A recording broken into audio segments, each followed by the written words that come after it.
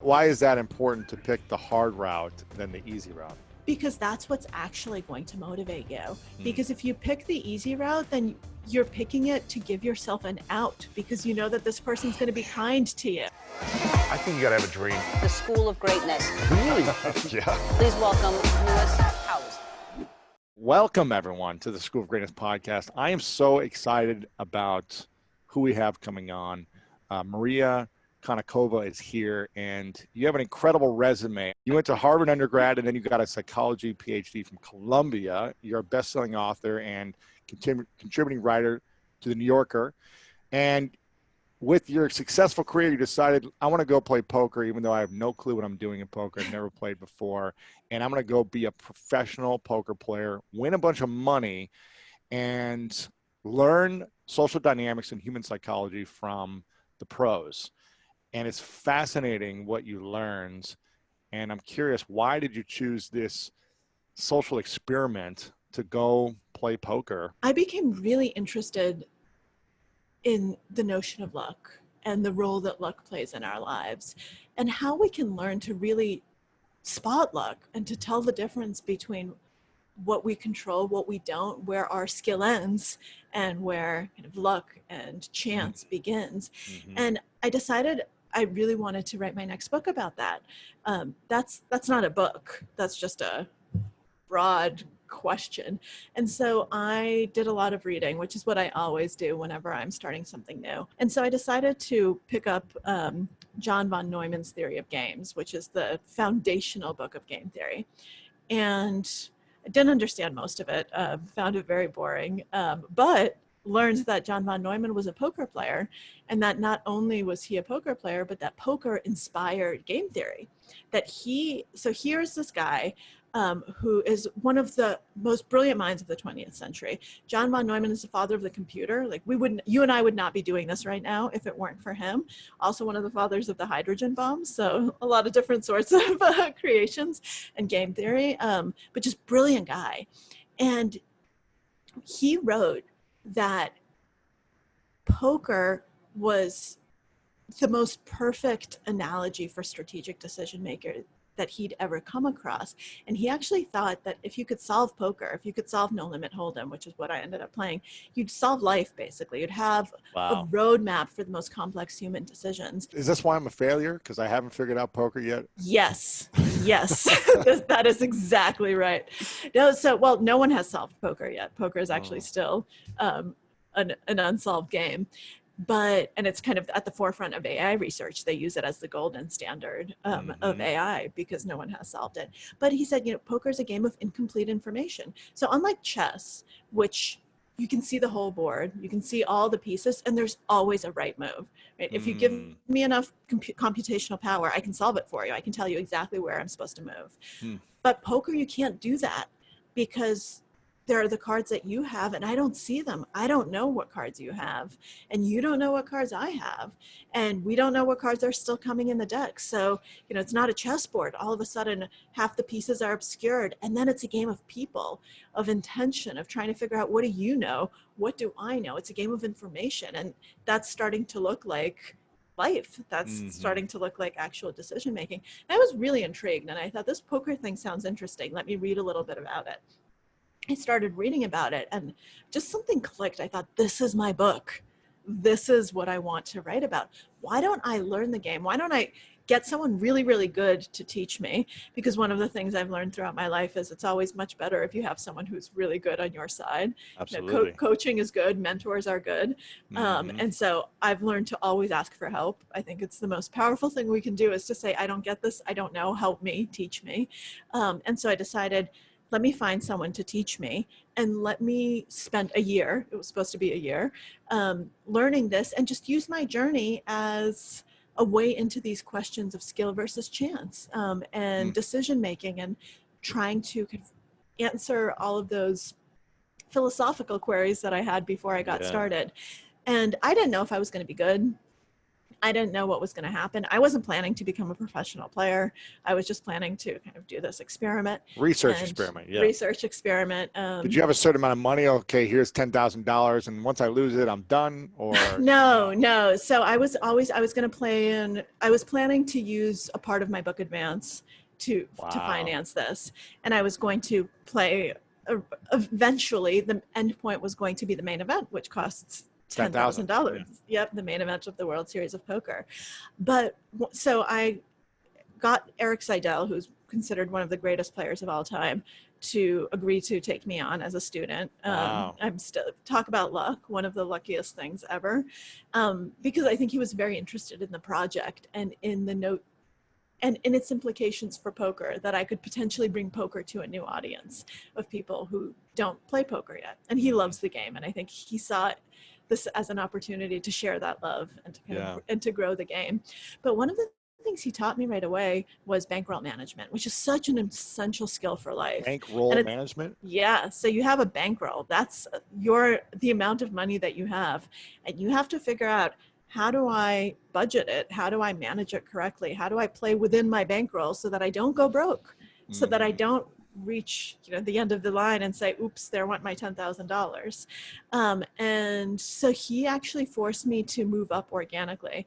I thought I'd be playing with the big boys. He was like, no, you're going to start off by playing online in these $1 and $5 tournaments, and then we're going to move you to live poker, but you can't play anything above $35. So he made me actually start from the bottom and work my way up. And the only time I was allowed to move up in stakes was when I started winning enough money to actually finance it. Wow. So I organically financed the journey from the beginning. That's pretty cool. Yeah. Amazing. Now, there's this notion, I guess, of luck, right? And you've done a lot of research on this. Now, do most people believe that life happens because of luck or because of their ability and effort and research and hard work? I think it depends where you are and what country you are. I think in the US, most people would say American dream, baby, skill and hard work. And honestly, I just think that's total BS. I think that there's so much luck to life, and there's so much more luck than we'd like to admit to ourselves. Really? I mean, being born right away, I mean, you've won the lottery. Most people, I have a quote in my book from Richard Dawkins that most people are never born, right? So poets greater than Keats and scientists greater than Newton, never born, because they didn't win that particular combination. Sperm lottery. Yeah, exactly. That sperm and ovarian lottery didn't happen. So we're just lucky to be alive. Then we're lucky that we were born now. And I'm lucky that I was born to my parents with my genetic makeup. I'm lucky that my parents came to the United States, that they left the Soviet Union. I mean, I would have a very different life had they stayed in the Soviet Union. Who knows what would have happened, and who knows who I'd be today. So I think things like that we take for granted, and people are like, oh, well, I worked really hard. Sure, that's important. You need to work hard, but you also need to get lucky. Should we be ashamed of our luck, no matter what level of luck that is? Absolutely not. Absolutely not. Really? I think why would you be ashamed of it? It's not that. If someone else doesn't get that ticket, whether it be I was born in America, I was born with this, or I was able-bodied, or had these parents, or I wasn't. Yeah, I think we need to be aware of our luck. I don't think it's something to be ashamed of, because it's not something that we did. I think we should only be ashamed of bad choices that we made. That's what we should be ashamed of. If we did something that was ethically or morally compromised, that's where shame comes in. But this is not on us. So one of the things poker teaches you is that you need to focus on what you can control, on your decisions, on the things that you can actually take responsibility for. That's where shame comes in. But you can't be ashamed that you won a hand or that you lost a hand, because that's outcome. That's luck. That actually has nothing to do with you. And so you can be aware of it, and being aware of it is incredibly important, and you can make up for it. Like, for instance, if you've gotten, incredibly lucky, you can give back and figure out, how do I help those who are less lucky, who didn't actually have those sorts of advantages, who lost the hand, so to speak. Yeah. But that's not being ashamed of it. I think that's actually using it in a powerful way. I think it's so important to frame these things correctly and to frame them in a positive light rather than a negative light, because that's what will help us. Would you say winning a poker tournament is luck then, or is it skill, hard work, and? Yeah, so poker is definitely a game of skill. And over the long term, the most skilled players are going to kick the ass of the players who are less skilled and take all of their money. But in the short term, skill comes out over the long term. Immediately in one hand, anyone can get lucky. I mean, you can be dealt the best cards in the deck and you had nothing to do with it, but you can win against the best player in the world in one hand or in one game or even in one tournament. And so in the short term, luck is a much greater factor. I think that's true in life too. In the short term, there's always a huge luck element, but over the long term, skill becomes much more important. That said, in poker, if you get unlucky, you can still play and enter another tournament. And in life, the bad luck might actually sometimes be so bad that you never get to see the long term. You might get a really unlucky draw of the cards, if you get sick or something like that, and long term just doesn't happen. Yeah. Now, it seems like there's this idea that people credit luck for good things in their life, but then blame themselves for the bad things. Why do, in general, people do that, where it's like, oh, I was just lucky, or this? It's like, well, that's some people. So there's an idea in psychology, and it comes from the work of Julian Roeder, called the locus of control. So where do you think control resides? And there's something called the internal locus. So it's in me, it's internal, or external locus. So it's external. And it ends up that people have different signatures, different ways that they actually look at the world. So some people, when good things happen, they take all the credit for it. They say, yep, I'm good, I deserve this. That was me. Amazing. I'm the greatest. Exactly. I worked my butt off for this. I deserve it. Exactly. And then when something bad happens, they're like, you know what? No one could have predicted this market environment. This happened, that happened. Right. I made all the right decisions. It was nothing to do with me. And that's actually quite common. Some of my favorite psych studies have group decision making where a group is supposed to do something and then they totally rig the results where your group underperforms, and then you're asked to give a little assessment, and every single person in the group says, I worked harder and we didn't do as well because of everyone else. Wow. So I'm good and all my group members were just terrible. Every person in the group did that. Wow. So that just goes to show how strong this bias is. But as you say, there are some people who are actually the opposite. There are some people who, whenever anything good happens, say, oh no, it's just luck. I lucked out. And whenever anything bad happens, they say that's my fault. And that can also be very psychologically damaging, because if you're taking all the bad stuff on you and really not accepting credit for any of the good stuff, you're going to get depressed. Right. That's actually not a great thing. Hey, it's Lewis here, and I would love to connect directly with you. Text me the word YouTube to my number 614-350-3960 to receive weekly inspirational messages from me. We should be working hard on the process and doing our best and trying to make the best decisions every single day and taking accountability, and also recognizing a few things fell my way at the right time and there was some luck involved, but I worked myself to get in this position. Absolutely. I think both things are important. I think a lot of people listen to what I'm saying and they're like, oh, so if it's all luck, then why do anything? No, I think it's actually an imperative to work really hard and try your hardest, because you want to reclaim agency wherever you can and make the best decisions possible. And I think you can. And I think that it's just so important to focus on you, focus on the things that you can change, that you can control, and that you can actually affect. And then, and yes, be very cognizant of the luck, because we also oftentimes, we can be conscious of it for ourselves, but not for others. Someone's not doing well and you're like, oh, that person's lazy. Or of course, and maybe not, maybe they actually worked their butt off just like you, but they just didn't get lucky. Those things did not come together.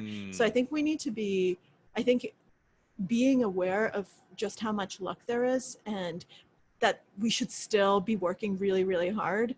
I think that makes us kinder and less judgmental. Yeah, I was a buddy of mine, Scooter Braun, who I've interviewed a few times on the show.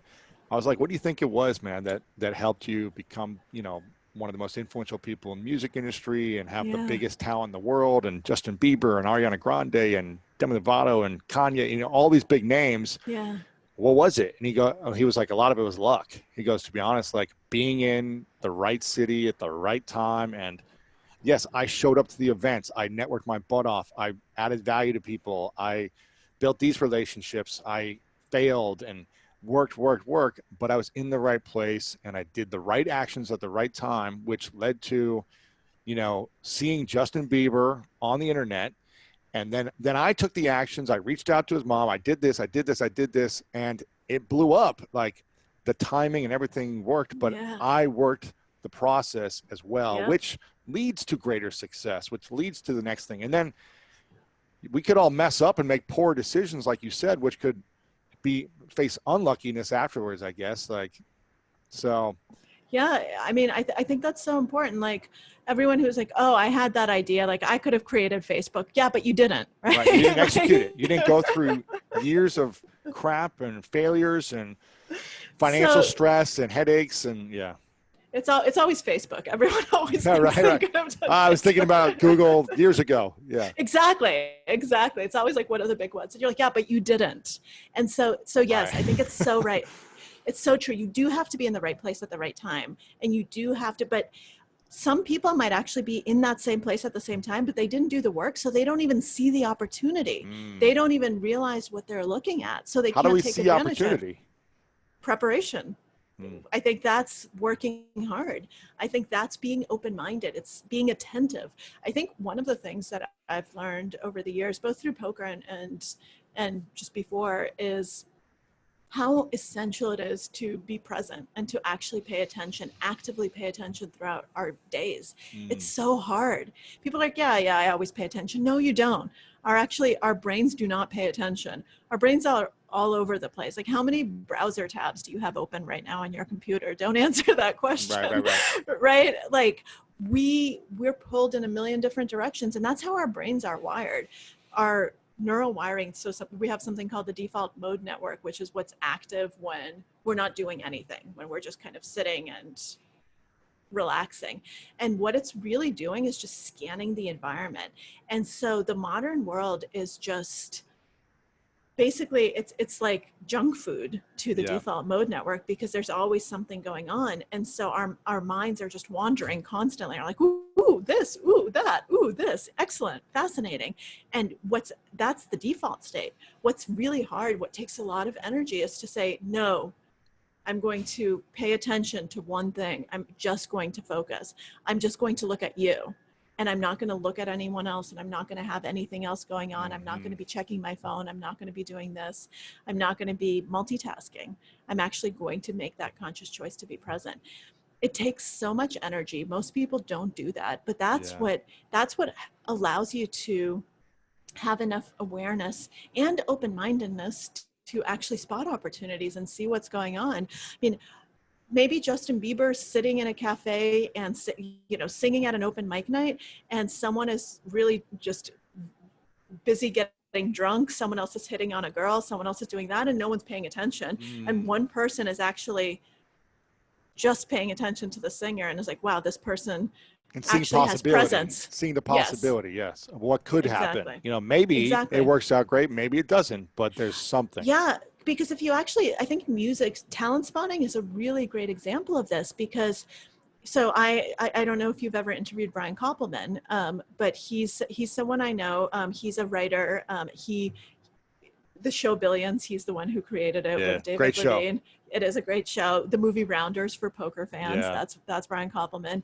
And he actually started out in the music business, and he discovered Tracy Chapman at a college show. And so I always think of moments like that and think, how many people were at that show? I mean, anyone could have discovered this Anyone person. could have went up to the person and said, you've got talent, let's do something together. Let's build this. Let me help you. But most of the time nobody does, and nobody actually spots the possibility and actually says, this is going to be great. And now Brian had some preparation. His father's in the music business, so he actually knew kind of what he had worked to that moment. So it wasn't like he was a random college student who was like, whoa, This is great. cool, dude. Yeah. Yeah, exactly. He could have been, but he wasn't. So he Right. actually had a lot of the tools to. He had take some of the advantage. skills, the preparation, the mentorship, the awareness around Exactly. lingo, Exactly. language to Exactly. be able to But spot it. But it's such an important thing to realize, like how many people are at those silly shows, and so no one said. So many people say, "Oh, I knew way back when that Bob Dylan was going to be huge." No, you didn't. Like you Right. just. It's also figuring out like there's opportunity everywhere. It's like I could Exactly. walk down the street and say, whatever, there's an opportunity to have a restaurant here, but I'm not in the restaurant business. I don't want to be in the restaurant business. Yeah.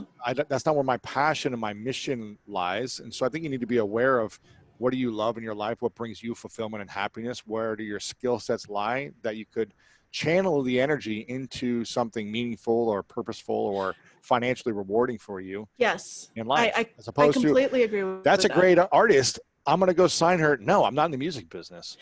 This is true. However, I think you also need to remain open-minded, at least open-minded enough to realize that your life is not always going to go the way that you think it's going to go. Right. So like had I stayed on my tried and true career path, I never would have gone into poker. I mean, people thought I was insane. They're like, "You're leaving the New Yorker to play poker? Like, are you Crazy. Are you for real?" Yeah. You sound like Liz Gilbert. You're leaving to go eat, pray, love. Like you're exactly. Exactly. And I was like, well, you know what? Yeah, it's scaring me. I don't know if this is the right decision, but I'm open to it. So let me just see what happens. So I think sometimes we also need to make those leaps if we know why we're doing it. Yeah. Right. So I wasn't just randomly doing this, and I was using it as a means of channeling for your something mission, else. for your, exactly. For my mission, for writing, for all of these different things.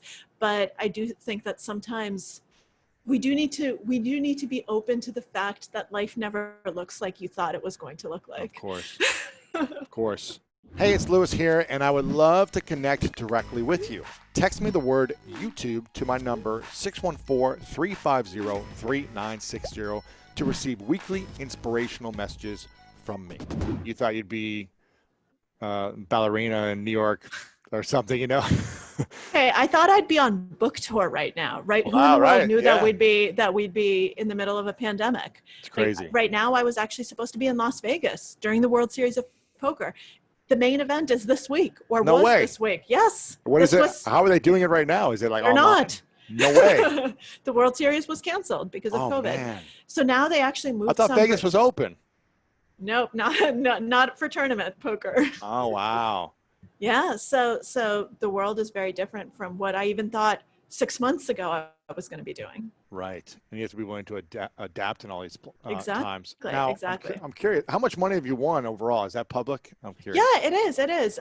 There's a site called the Hendon Mob, which shows all your tournament winnings. And I don't remember the exact number, but it's a little over 300,000. Wow. Did that include all the money you've lost too? Or is that just? No, that's just net. Wow. So it doesn't include, I think it should. I actually think it would be really useful. I'd be happy sharing that information, but there's no database where you can be like, oh, well, how many tournaments did this person actually play? Did they actually turn a profit? I'm happy to answer it because I did actually turn a profit. Sure. It's nice. But I think that's also important information because otherwise it gives a skewed, way too rosy picture. Yeah.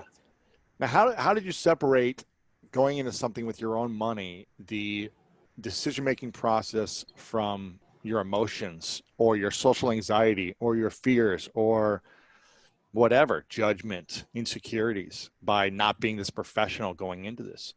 I think that was one of my biggest challenges. And one of the things that I actually asked Eric right at the beginning was how in the world he's able to play the tournaments he plays. So here I was like playing $35 tournaments. Right. Meanwhile, he's playing a $25,000 tournament. The next day, I've moved up to a $50 tournament. I'm pumped. He's playing a $50,000 tournament, a $100,000 tournament. The guy's played tournaments with $1 million buy-in. Wow. I mean, my jaw just drops and doesn't come back up. I can't close my mouth at those numbers. I'm just thinking like, what in the world? And he told me something really important. He said, you have to just forget it. The moment that you buy in you know, that's done. That's a sunk cost. You've already done that. And now you just have to play. You have to make the best decision. These are just chips. And if you can't do that, that means that you're in too high a stakes situation. If you actually aren't incapable of making that separation, and if it's affecting how you're making decisions, that means that the decision to do this in the first place was a bad one, because you're playing with money that you can't afford to lose. So if you're feeling anxious and sweating, you're in the wrong game. Yes. If you're feeling anxious and sweating because of the money, because you can't afford to lose that money. Right. And I think, and you're making decisions based off that anxiety. Exactly. Of like, what if I lose this? Then that's when you're going to lose. Because now you're not making optimal decisions. You are no longer thinking logically. Now you're making decisions based on just emotion and factors that are irrelevant, that are incidental, that are external to the decision. That's not how you make good decisions. You make good decisions by evaluating all the information that's present in the situation, and by actually going through that and being able to take out the noise. And so when I was playing, you know, $35 tournaments, that was okay. The first time I played $1,000 tournament, I was terrified, and it was really hard.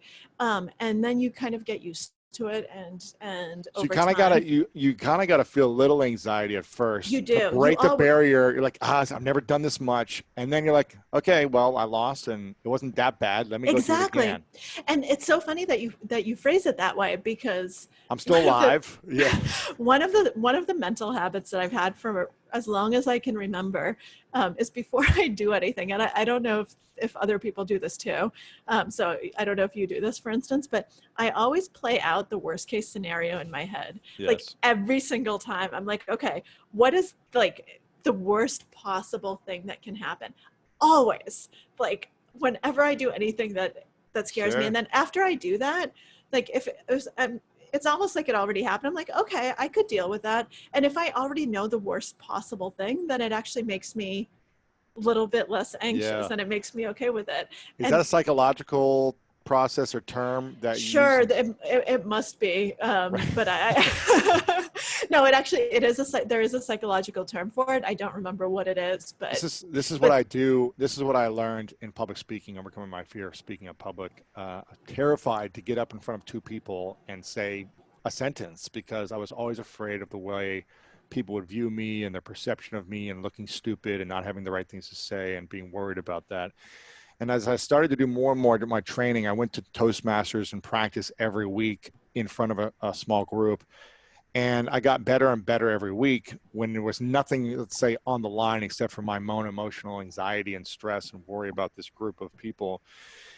And as I started to practice speaking more and more, and then started getting paid for speaking, and then started speaking in front of 500,000, 5,000, 15,000, whatever, after years of this, 7-8 years, I was like, man, why am I still a little nervous when I have a New York Times bestselling book? I have this big show. I've got this audience. Like, people want me to come. Like, they're excited to hear. And I called a coach before one of my speeches, and I said, I don't understand. Like, why do I still get like a little anxiety? Like, I go out there and I perform and I do well, but I'm always like a little anxious. And he said, because you're so focused on the way you look and the judgment that people are going to have on you, as opposed to being in service to the audience, no matter what happens. And he did this scenario with me. He goes, what's the worst thing that could happen? I forget my speech. Okay. And then what? And then I pee my pants. And then what? And then everyone laughs at me. And then what? And then the lights go out, and then you get booed off stage. And then what? You just keep going down the scenario. And at the end of the day, it's like, okay, well, maybe people laughed at me and I'm embarrassed and it's painful emotionally, but then I get up the next day and I try something else. And you have great material for your next talk. Exactly. I can use my adversity to my advantage. Yeah, it's so funny. I still get so nervous before public speaking. I do it too, probably not as much as you, but every single time I always get butterflies in my stomach. I will try your approach, but it happens to me. I mean, I get nervous a lot before big things. You get nervous before poker tournaments? Yeah, I do. I always have this, and then once I start playing, it goes away. What's the big fear? I don't know. It's, I guess, nervous anticipation. What if, I think there's a fear of letting myself down and letting letting Eric, my coach, who I still work with and who's become a good friend, down, like just letting people down, being like, oh, what if I suck today? What if I'm terrible? How have you learned to manage your emotions and triggers under anxiety and stress? So this was really interesting because I have a PhD in psychology, and I actually worked with Walter Mischel, who people might know as the marshmallow guy. So the guy who created the marshmallow test, you know, can you wait for your second marshmallow? Wow, that's interesting. And not the chubby bunny test. No, the marshmallow test. Exactly. So the kids who were able to wait for, 20 10 minutes or whatever. Yeah, exactly. Got an extra one. Got an extra marshmallow, and that ended up predicting how well they did in life in a lot of ways. Delayed gratification is the key to success. It is. So Walter, I was his final grad student. Wow, that's amazing. And so he was an amazing, amazing man. I actually dedicated the book to him. Wow. He died. He knew I was working on it, but he unfortunately died before I was finished. He was a great man, but he gave me so much in terms of that research. That's what I studied in grad school. And I actually did a lot of studies. So I had no idea what poker was at the time. And I had people play stock market games, which are also, it's a similar environment, right? Incomplete information, uncertainty, risk, all these different things. And we put them under all these stressful conditions. Like we'd put, these red counters on the screen that would flashing lights. Flashing, exactly. And then I started playing online poker, and I'm like, holy, what was I doing to these people? I was torturing them. This is awful, because I realized how bad it was. But it worked. That's why it worked. It actually put them under these conditions. And so we learned a lot about how they made bad decisions and what sorts of techniques they could use to get better. And a lot of those were, self-control techniques and distancing techniques. And so I thought I was pretty damn good at this. And then when I got you played poker. And then I played poker. I was like, I got this covered. Like, this is what I do. This is what I studied. And then I sat down at a poker table. And I ended up working with a mental coach as well, because I realized that after I only started, the mental coach reached out to me very early on in my journey, and I kind of dismissed him. I was like, I don't need you. I'm a psychologist. Right. I am the mental coach. I am the mental coach. And you know what? Maybe I am to someone else. Right. But that not doesn't to yourself mean always. But not to myself. Because one of the things, and I should have known better, we don't see ourselves objectively. We're objective about, we can be objective. We're emotional, we're irrational, we justify. Exactly. As soon as it comes to us, we're subjective. I mean, it's almost impossible to be truly objective about yourself, because you're you and you're egotistical. I mean, you see the world from your perspective. Hey, it's Lewis here, and I would love to connect directly with you. Text me the word YouTube to my number 614-350-3960 to receive weekly inspirational messages from me. And so when I started working with a mental coach, he actually forced me to go through like my tournaments, my decision process, and he made me do this. And I was so mad at him. I was like, I hate Excel spreadsheets. Why are you making me fill in all of these different columns? But he'd make me basically do these exercises where I would write down, like, actually describe a situation. What was I feeling? Okay, now let's figure out, like, how do I react to that? Let's make a plan. The next time something like this happens, this is what I'm going to do. This is how I'm going to implement it. It was really hard work. And so we'd have a session and we'd figure out, things that tilted me. There's a wonderful word in poker, tilt, which means that you've gotten emotional and you've let emotions into your decision process. What was that trigger for you? There were lots of triggers for me, but like the when most men said sexist comments. Yes, that was actually the most prevalent one, because poker is 97% male, and I'd always thought of myself as a very kind of independent thinking, strong female. I've been successful in other parts of my life, but I didn't realize just how much I'd internalized a lot of the socialization that comes with sexism, that I was making bad decisions because I had internalized a lot of these lessons. Like, I wouldn't be as aggressive as I needed to in the spots that I needed to be, because I didn't want people to think poorly of me. Wow. I wanted them to like me. I wanted them to think I was nice. And when I realized this was happening, it was a jaw-dropping moment again. And I just thought, wow, this is bad. This means that I've done this in real life. I've let people walk all over me probably. Wow. And I haven't realized it. I always thought I could stand up for myself. At the poker table, all things like that come out. And you have to, unless you recognize them and change them, you're going to lose money. You're going to actually bleed cash. It affects your bottom line. So you have to start working on it. And then, of course, there were people who were just assholes. And Right. I got Jerks. called everything at the table. Yep. Wow. So these things tilted you or triggered you to make Yep. irrational or not the best decisions. Yes. How did you learn once you studied the game film as an athlete? It's like, okay, let's watch the game film, see what you did wrong. That sounds like what you did with Excel spreadsheets and analyzing it. What was the game plan moving forward when someone would say, oh, whatever, something sexist? Or Yeah. how did you then see, oh, heart is fluttering and I'm getting triggered, but what was the shift mentally? I think so. First, the awareness is key, right? That's what they always say. Being aware of the problem is a huge part, not even half the solution. It's more than half the solution. So learning to pay attention, not just to other people, but to yourself, and to learn to recognize the situations that are likely to trigger you before they do. Because once you're already in the heat of the moment, it's much more difficult. You're gone. You're gone. So you need to actually learn to anticipate it. So I'm also so I'll give you an example that's very, very different, but I think that gets to it. So I'm someone who's suffered from migraines my whole life, really awful migraines. Like once my migraine gets started, I'm just incapacitated. I'm out.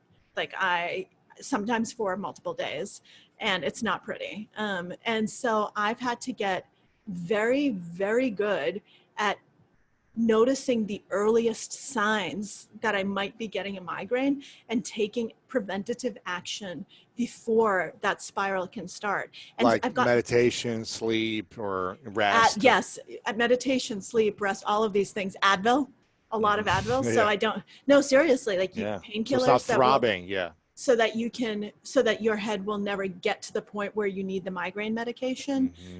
So I have a lot of things that I know I need to do. Sometimes I can't do all of them. Poker actually really messed with it because you don't have as much control over your sleep schedule and over all of these things. I would still meditate and do yoga every morning so that I could be in my best mindset, but there are certain things that you just can't control. But I got very used to reading my own body because I had to, because the cost of not doing it was so high. Reading your own body, what does that mean? Well, reading the signs that my body is sending me that you might be getting a migraine. I've learned to know, like, before I get it, 5 hours before, my head is going to start hurting right here. I'm going to have this like slight, exactly. And then this might happen, and that might happen. And most people aren't that actually aware of what their body is telling them all the time because we don't have to be. From a psychological point of view, then, we hear this all the time in self-help, personal development space of the power of habits and routine, positive habits and routines to set yourself up for being prepared under stress and overwhelm. And in the mornings for me, most of the time, I do a lot of what you do. I think about what do I want to create today? I think about my vision first and I focus on my vision, but then I'm also focusing on what if this happens and this happens and I get in an argument with someone on here and my girlfriend and I have a disagreement and someone flips me off in the street and I go down all those things. I think to myself, how will the best version of myself respond? Yes. How will I show up that will continue to keep me on track towards my vision as opposed to ruining my day and being ruminating and angry about that moment of that situation all day because I've done that so many times in the past and I know it doesn't help me. So I try to prepare to react in a more positive way. How important is that from a psychological point of view to have habits and positive routines to set yourself up for when bad things happen? Hugely. And it's so undervalued because most people think that they'll be able to take care of it when it happens. We need to think in advance. Once you're in the situation, it's already too late. Because you're already emotional and you're too emotional to recognize that you're emotional. To be aware. If someone tells you, hey, you're emotional right now, you'll say, no, I'm not, shut up. Yeah, I know. And you'll start yelling at them, right? So you have to do it. And what you're talking about, there's a psychological process that's actually that has to do with goal attainment, and it's called implementation intentions. So I have an intention. How am I going to implement it?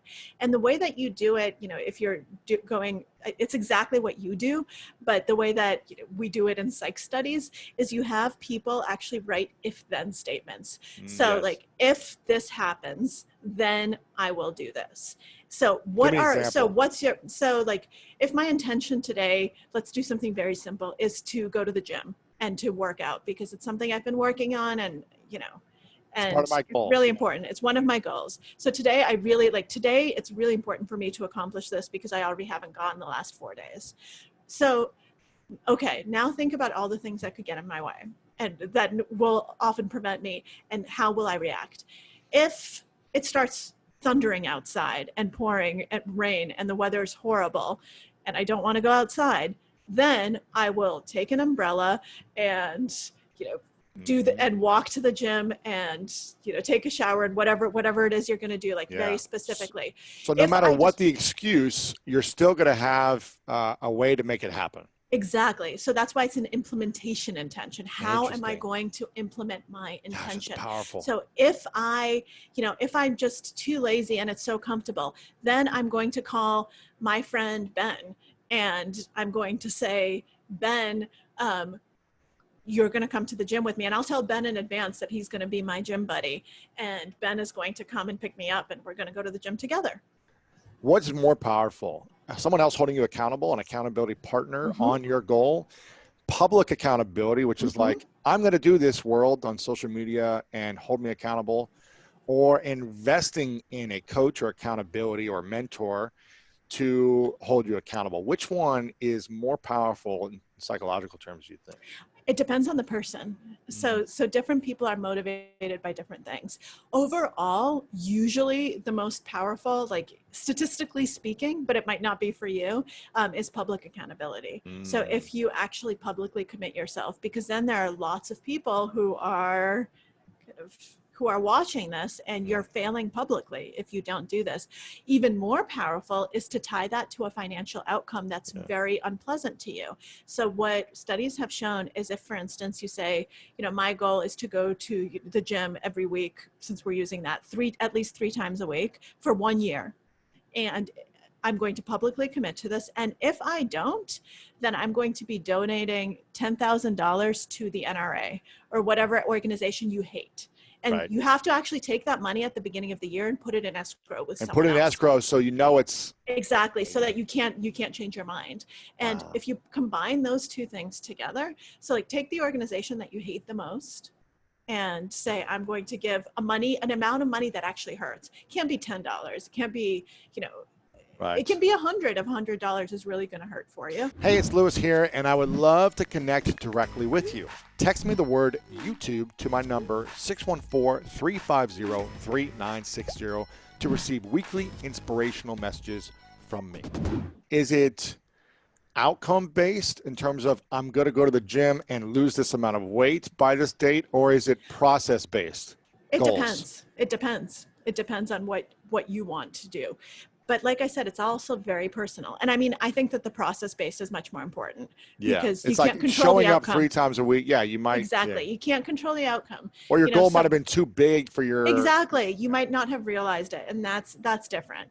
And so, but for some people having, a close friend is enough. That's actually someone whose opinion you really care about and someone whose opinion is really important to you. And that might actually be more powerful for some people than public accountability, because there are people who don't care what the public thinks. And they just care. Yeah, they just care. What the one person thinks. What the one person thinks. And then make sure that that's the one person. And it's important, I think.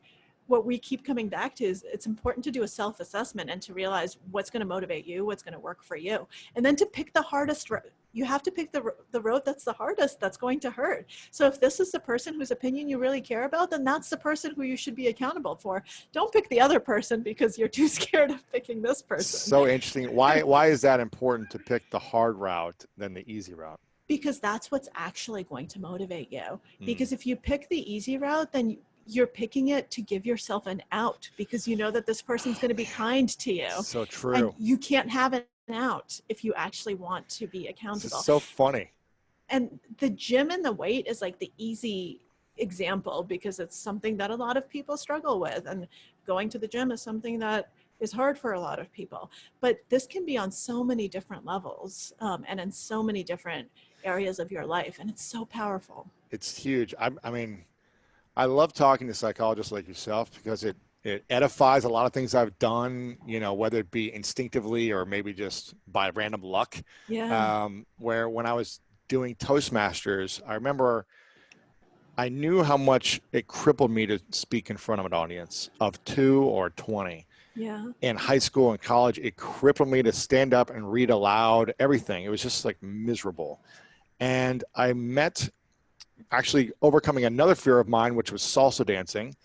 I was overcoming this fear of salsa dancing by doing it every day and going out to the clubs 3 times a week and doing group lessons and private lessons and putting myself in front of a sea of Latino people as the tall white guy standing out and feeling so humiliated and embarrassed, but I was dedicated to my vision of becoming a great salsa dancer. I met a guy who was unbelievable salsa dancer. And I said, what do you do, you know, for your living? And he said, I'm a professional speaker. And I go, really? And I was like, I've always been afraid of speaking. You know, I'd love to learn how you became this so I can understand it. And we went to lunch.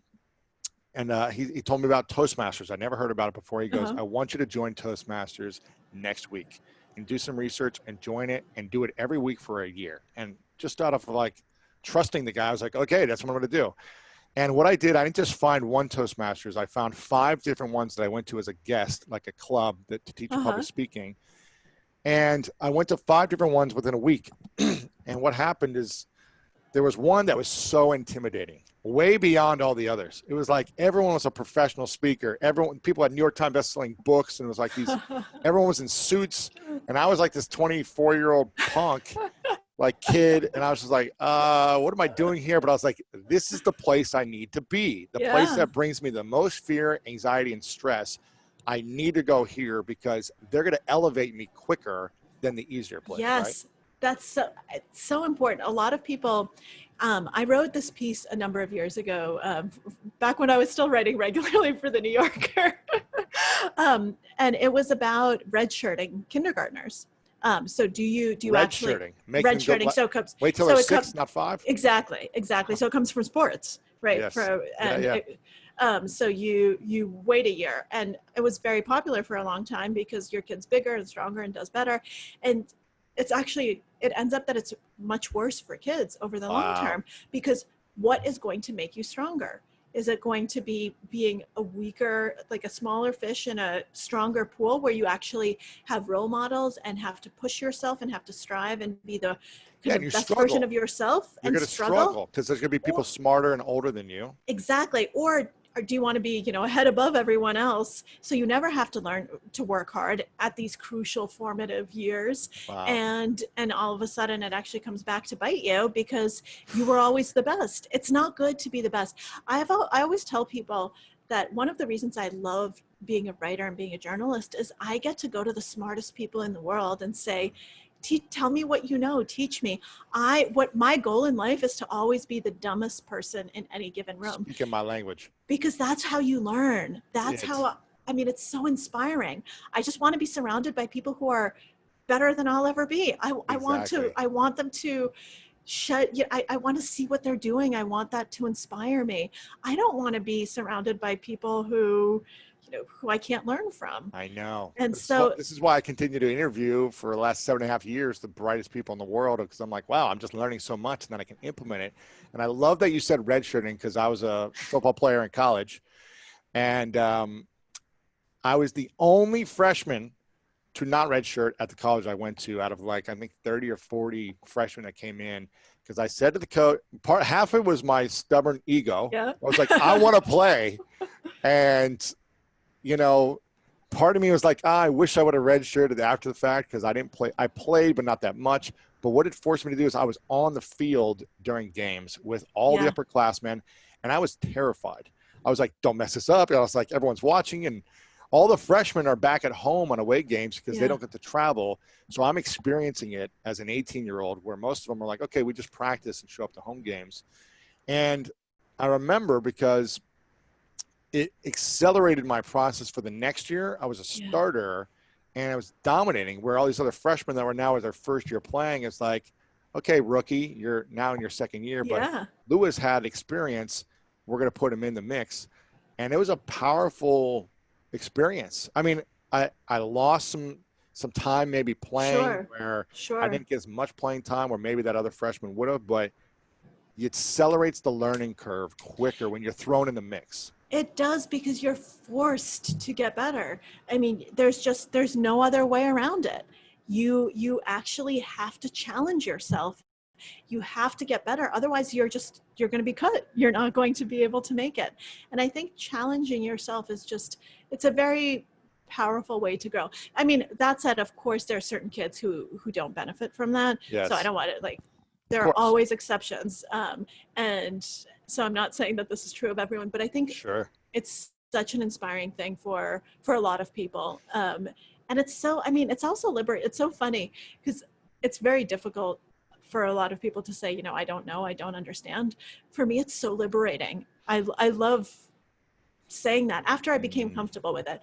I remember the first time when I just started being a writer, when I was kind of in journalism, just starting out, I'd often be tempted to, when someone would give me an explanation, to be like, and I didn't quite get it. And then I realized I did that once or twice, and then I realized I couldn't write the piece because I didn't really get it. You didn't ask the dumb question. I didn't ask the dumb question. Which has been how I've succeeded my whole career, is asking dumb questions. So then I realized, okay, I have to really understand it, and it has to be fine.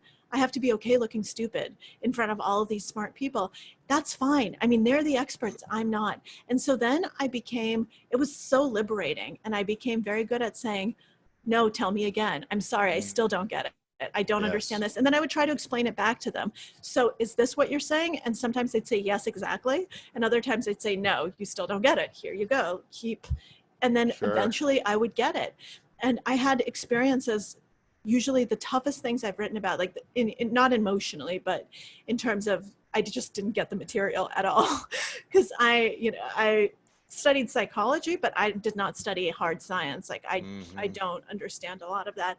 And I was writing this piece because I was interested in sleep, but it was very physiological, complicated research into the neuroscience biology, of sleep, and chemistry. and biology, biochemistry. And I couldn't get it. And this interview lasted forever. And I think the woman was getting a little frustrated with me. And then I got the nicest note I've ever gotten from her after the piece was published. She said, "This is the clearest explanation of my work I've ever read." And I was like, I got it. Hey, it's Lewis here, and I would love to connect directly with you. Text me the word YouTube to my number 614-350-3960 to receive weekly inspirational messages from me. One of my goals for my show is to find the complicated things and break it down so that my 8-year-old self can understand it. Because in a lot of ways, I still feel like I'm living in an 8-year-old mind, and I'm physically bigger, but I'm still like, I don't know this, and I don't get this, and I still ask in a way where I feel like it's very ignorant, but it's also like most of the world is ignorant. Yes, and we're faking it that we know these things or whatever, And being willing to admit ignorance is actually already a huge step up.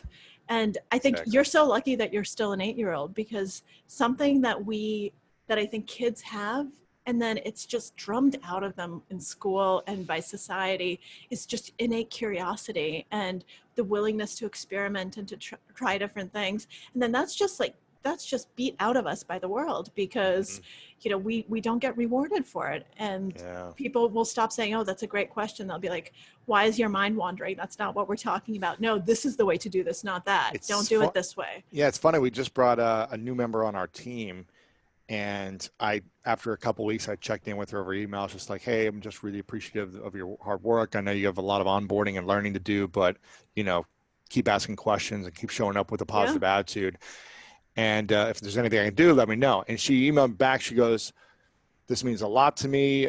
I'm so grateful for this team and the culture, because in my last company, I wasn't allowed to ask dumb questions. They just expected you to have the answer. Yeah. And here I feel comfortable. I can just ask at any time, and I'm not shamed for it. And I think that's important, to constantly cultivate people in being okay to ask questions. Otherwise, we're going to be stuck in certain ways. I'm curious. It sounds like you've mastered to a certain point and degree, not fully, how to manage your anxiety and controlling your nerves in poker. Would I say that's safe to say? I mean, I think it's something that I'm constantly working on, but I've definitely learned a lot about it. Yeah. But I heard you say that you still get nervous when you're speaking in public and this and that, maybe a little more nervous there. How do we translate the skill of nerves and anxiety in one category over into other areas of our life? I think the first step is this kind of metacognitive awareness and of realizing that, oh, these skills really do transfer. So there's so many poker players who are amazing at poker and suck at life. Really? Because they actually don't transfer any of the skills over because they don't have metacognitive awareness. They've never actually sat down and What does metacognitive awareness mean? Thinking about thinking. So thinking Okay. about your own mind. So Okay. being aware of your own thought process. Got it. Being aware. So it's like not cognitive, but metacognitive. Uh-huh. Like, you add meta to anything and it sounds smart. Sounds and cool. deep. Yeah. Let me add neuro in there somewhere. Neuropsychology, neurobiology. Yeah, it's like. There we go. So it's just being aware of your own thinking and having kind of a bird's eye view of yourself. And a lot of poker players don't do that because they don't care. And so they can be amazing decision makers at the table and then go and blow it all at the craps table because it's a totally Or be different horrible world. in their relationships or Exactly. whatever. Yes. So you have to Yeah. have that awareness. So that's step one, is to realize that, okay, I'm learning important skills and they're actually going to transfer. These aren't poker skills. These are life skills. These are decision-making skills. Then you have to do the exact same thing you did to help in the poker process. And by the way, I still get nervous in poker. So I think you need to realize that learning to manage tilt, learning to manage your emotions, it doesn't mean that your emotions are suddenly going to go away. It just means that you've learned to anticipate them and already anticipate responses to them. So let's walk through a scenario. You're about to Yeah. go into a tournament. I don't know what's big for you right now. Is it 10,000? Is it 20,000? I'm not sure what's 10,000's big. So you go into a tournament, maybe it's $20,000 tournament. It's your first time going in and it's all men. You're the only woman.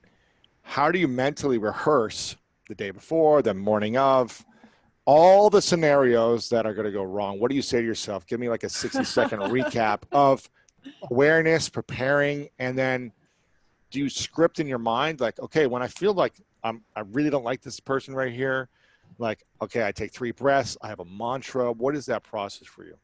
Yeah, I actually have noise canceling headphones, which is much better than a mantra. Just drown them out. Drown out the noise. But yeah, so I always, this is something that my mental coach taught me to do. And I think it's really powerful. And it works not just in poker. But he said, when you're feeling intimidated, when you're feeling anxious, when you're seeing and starting to think, oh, I don't belong here. Look at all of these amazing people and me, and they're used to playing these tournaments and I'm not. And you have to think, this is a person first and a poker player second. Everyone is only human first. And everyone has backstories and everyone started somewhere. And you have no idea when they got lucky. You have no idea if some billionaire decided to spot them the buy-in for their first big break because they thought, this kid's nice. I like his face. Here you go, kid. Take this 20 grand and go play this tournament. That happens, by the way. That happens a lot. And so he said, you don't know all of those things about them. So don't assume. You are making so many assumptions when you look at people and when you're intimidated by them. You are assuming that, oh, this person is kind of this perfect decision maker. They're so much better than I am in this and that and that. But you can't. Instead, realize this is just a person. And this is a person with issues, and this is a person with problems, and this is a person who has all this stuff going on. And humanizing them and actually bringing it down does so much to relieve that anxiety and to actually make you dread it less, because you realize, oh, well, okay, sure, they're probably good, but they also got lucky. And so if I don't do well today, that also doesn't mean that I'm horrible. that might mean, I got unlucky too. So a lot of things have to come together, and it's also taking a little bit of the pressure off of yourself, because a lot of anxiety comes from performance anxiety and from pressure that you're putting on yourself, that, oh, what if I fail? He says, well, reframe it. It's not failure, right? It's you've challenged yourself to do something that scares you, to kind of go to this next level. You've already succeeded if you can succeed in conquering your nerves enough to do this, because you've challenged yourself to do this. So now the outcome doesn't matter, right? Divorce yourself from the outcome.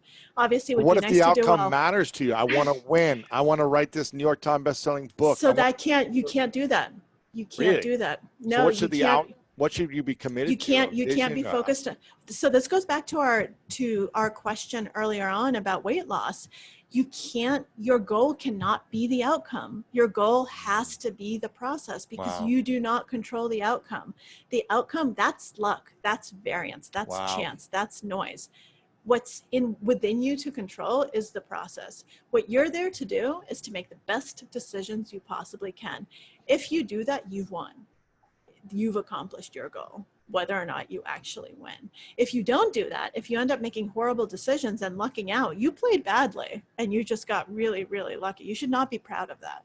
So you might have gotten the outcome, but your process is flawed, which means over the long term, you're actually going to give all that money back. Right. Because you have the wrong process. You should stop gambling, or not gambling. You should stop playing poker. Exactly. At that time, yeah. Exactly. Wow. Take the money and run, because take it and run and never play again, because you'll lose it all, and then you'll keep losing to try to get it back. Exactly. So your goal cannot be the outcome. Your goal has to be the process. And once you realize that, you say, wow, these are things that are within me to control. So it's funny, you say New York Times bestselling book. I was, to be very honest, I was really hoping that this new book would be a bestseller. My last 2 books were New York Times bestsellers. I didn't know that we'd be in the middle of a pandemic and in the middle of this national, race movement, and all of these things would be happening, and financial crisis, and all of these things would happen when my book came out. So The Biggest Bluff sold more copies in its first week than either of my previous books. Both of those made the New York Times bestseller list. This one did not. Because this one sold more copies, you said, yes, the first 2 than weeks. The other, but it didn't make the list because why is that? Because the backlist was so strong on it, because there are so many books that came out over the last 10 years that are now on the list because of all of these different things. Right, of course. So the sales are. So it's not different. based on the quality of your work. It's not based on the process. It's not based on any of that. So I think it's bad timing for your goal. Exactly, and so that can't be my goal.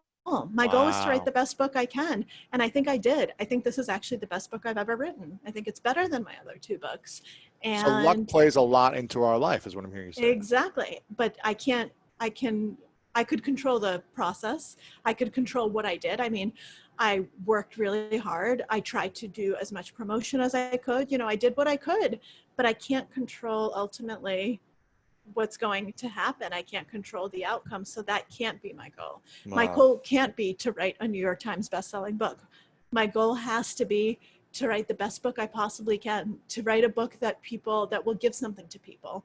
And I hope I've done that. Even though, obviously it would have been nice, but that's not something I can or can't do. Hey, it's Lewis here, and I would love to connect directly with you. Text me the word YouTube to my number 614-350-3960 to receive weekly inspirational messages from me. What did you learn about social and human dynamics with reading emotion and body language, whether it be movements, fidgeting, hand gestures, eyes? What was your process? And what do you do now to master the game of human dynamics? I think that poker teaches you to really pay attention to how people act and how they deviate from that. So what's someone's baseline? What do they normally act like? And what's their usual demeanor? How much do they talk? How do they sit? What's their body language? And when does it change? And what does that mean? So you have to start noticing have the baseline samples and notice the deviations from it, which means you're really paying attention closely to someone. You have to pay attention to everyone all the time. Yes. And then you also realize that most people are really, really good at controlling their faces. So that's just a waste of time. Almost everyone has a pretty good poker face because we're used to it. We're used to controlling our faces. But other parts of the body, we don't control nearly as much. So one of the things that I actually learned that's in poker, but it actually, so because you played football, you'll get a kick out of this.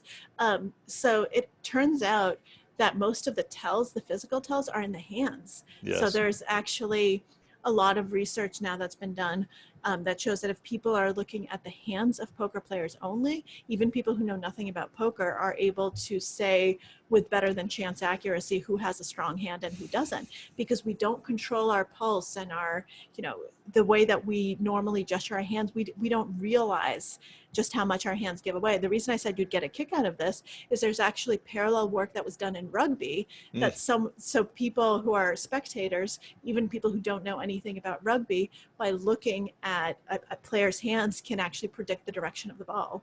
And it's so cool. And so I'm assuming that if it's true in rugby, it's probably true in football too. You read tells for sure. I mean, you could read tells based on like the wide receiver, based on their hand placement. If it's a pass, or if it's a run, if it's down, like you can tell.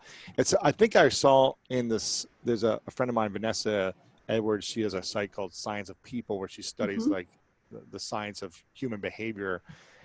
And one of her studies, I don't know if it was her study or a psychological study she found, she said like one of the first things we look at as human beings when we're walking down the street is actually not the eyes, but it's like the hands for safety, to make sure there's nothing in the hands. I don't know if it's, maybe I'm off in some way there, but it's like, we'll quickly, like, it's just a brief second, like a glance down at the hands. I don't know if it's women do that for men or men do that for women or what that is, but I remember hearing that. Yep. And sometimes looking at the faces actually give you the wrong signals. Right. Like the Con Man book that you read. Yes. Oh, yep. That was exactly. So because don't look at the face for the tells. No, because you get them wrong information.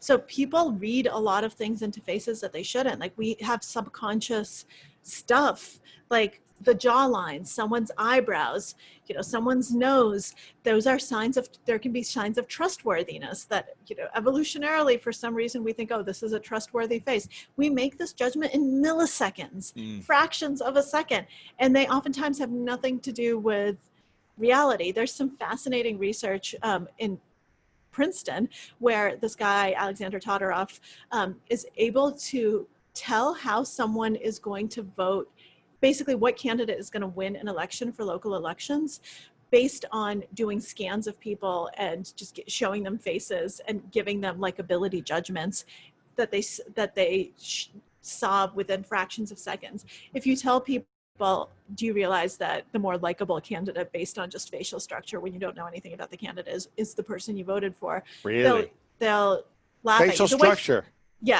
So the way that he does it is actually like, it doesn't matter how good of a politician you are or how eloquent you are. Sometimes the luck is how your face is shaped. Exactly. And your height and all. Yes, for sure. So the way that he actually was able to do it is he did local elections that had already happened, but where people didn't recognize the candidate. So if it was like a local Virginia election, he would do this study in, California or whatnot. So not national politicians. And he was able to predict the outcomes of those elections. No way. Just based on shape of face or like facial expression? Yeah, just exactly. Just a quick little scan of the face. And and people don't realize that they're using these cues. And of course, in real life, it doesn't always work that way because we have other cues as well, but it's crazy, and it's really important to know that we have such strong subconscious biases. Yeah, I love the book Influence. Robert Cialdini. Yeah, Robert Cialdini. It's amazing. I think it's the seven cues of influence, like liking, social. He's great. He's a wonderful psychologist. Social proof, liking, all these different things. It's really powerful, and it's the book a lot of online marketers have used for years on how to persuade people to buy or to opt in for something. It's like giving them a free gift. All these different things is what marketers use to get people to buy into their products or services. Absolutely. All big brands do this, in real life. I just Do you know what the Bible of con artists is, as I found out? that book, Influence? No, Dale Oh. Carnegie's How to Win Friends and Of Influence course. People. I guess. What, they study that book? Yeah, a lot of con artists, they read that book and they think it's just the They're best thing so ever. good at getting people to like them and trust them, right? Yep, exactly. Wow, this is fascinating stuff. I have so many other questions for you, but I want to be respectful of time and get to the final few questions. Before I ask the final few questions, I want to make sure everyone goes and checks out this book. Do you have it on audiobook any chance also? Yeah, I did my own audiobook. Amazing. I know how hard that is. I've done a couple of those. The Biggest Bluff, How I Learned to Pay Attention, Master Myself, and Win. Make sure you check this out. Really powerful book and some crazy stories in there as well. You're not that active that I've seen on social media, but where should we follow you if you're going to be on there more? I think I'm the most active probably on Twitter, Okay. and also on Instagram. So on Twitter, I'm at Konnikova, and on Instagram, I'm Girl Named Maria, but girl with no I, because somebody had already stolen Girl Named Maria with an I. Of So course, GRL yeah. named Maria. Okay, cool. And if you can teach me how to influence the person with the I to give up that screen name to me, I will be very grateful. I've gotten 3 Instagram accounts to give them over to me, 3 big names actually, and I haven't been able to influence the person with Lewis.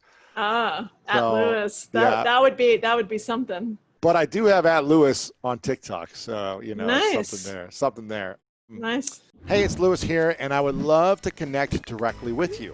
Text me the word YouTube to my number 614-350-3960 to receive weekly inspirational messages from me. Make sure we go follow you. We got the book is on Audible, I'm assuming, and Yep. It's on Amazon and everywhere books are sold. Check this book out. I think it's going to really help you. For me, I'm fascinated by human dynamics and social dynamics and psychology. I think I would have loved to have studied this in school, but I just try to find brilliant people like yourself and try to use what I can learn. Couple final questions for you. This one is a question I ask everyone at the end of my interviews called the 3 truths. Okay. So I'd like you to imagine for a moment a hypothetical situation where it's many, many years away, but it's your last day on Earth. And you can live as old as you want to be, but at one point you got to turn the lights off and go to the next place. And you have accomplished every dream you could think of, or at least you've accomplished every good decision. Maybe the outcomes didn't happen, but you accomplished every good decision-making process. And you've written many books and done other things you want to do. They've all come true. But for whatever reason, you got to take all of your written work and audio and video content with you to the next place, so no one has access to it anymore. And you get to leave behind 3 things you know to be true from all your lessons in life that you would share with us. The 3 biggest lessons you've learned that you would want us to know about how to live a better life. What would you say are your 3 truths? Let's see. People matter the most. I think that would be number 1. And that's, I think, where you really want to focus your time, because everything else is replaceable. But your family, your friendships, your relationships, I think that's the single most important thing. And too many people realize that too late, and when it's no longer possible to have a meaningful relationship. And so I think the earlier that you can do it, the better. Yeah. Yep. So the second one is actually related to what we were talking about with decision making. It's the experience is not the destination. So focus on the experience and do things for the experience and be motivated by that, because that's also what you're going to remember, and that's what you can control. And I think those are the things that you can do in your life to make it more meaningful and also to make yourself happier. Because if you focus too much on the destination, on the outcome, then you're never going to be satisfied. And I think it's just so important to be in the now, be in the present, and to just focus on that. I think that these things are all related and interconnected. Yeah. But I think that's really important. And 3, never do things because you think that they're going to be useful. Do things because you care and because you're passionate about it and because you think that it's important intrinsically to do. I think so many people make poor decisions because they say, oh, well, I'm going to study this because it's going to be the useful career path. How will I do? I don't want to learn about this. How's it going to be useful? They always want to know, how is this going to be useful? Well, you never know what the future holds, and you never know what's going to be useful or not. And you never know how your life is going to work out. So just relax. You can't plan for that. And living your life by the useful principle is not going to lead to the results you think. The people who are the best poker players aren't the ones who are motivated by money. They're the ones who are motivated by love of the game, by making good decisions, by actually, they're fascinated by the thought process. The guys who want to get rich are the guys whose names you forget and who end up going broke. And so I think that that's the better motivation for everything. You know, try to live to be better, to better yourself, to leave the world a better place, and not because you think that something's going to have some sort of use or utility. Don't try to put that sort of calculation on it. It's great coming from an analyzer yourself from Russia. I like that. Maria, I want to acknowledge you for a moment before I ask you the final question. I want to acknowledge you for your ability to risk and go out on the, you know, what we call the skinny branches and try something new when you had this amazing career and, you know, you're making good money and you were studying the things you wanted and writing for the New Yorker and all these different things were happening. But you said, you know what, I want to try an experiment. I want to go try this thing, and who knows if it's going to work or not, but I'm going to go do it. So I acknowledge you for the risk taking, for your constant curiosity in human behavior, and for showing up powerfully during this interview. It means a lot to me. Of course, yeah. My final question for you, Maria, is what is your definition of greatness? My definition of greatness is someone who leaves the world a better place than they found it, and leaves the situation and leaves the people who interact with them better than they found them. Maria Konnikova, thank you so much. Appreciate it. Thank you so much, Louis. This has been an absolute pleasure. What a fun interview, and so different from anyone else. If you want to learn more about how to master your mind, check out this next video right here. We've been told a lie, that our memory, our intelligence, our genius is fixed, kind of like our shoe size. And through my experience of doing this for the past 2 decades, nothing could be furthest from the truth. You know, people have unbelievable gifts inside them. They're just not shown how.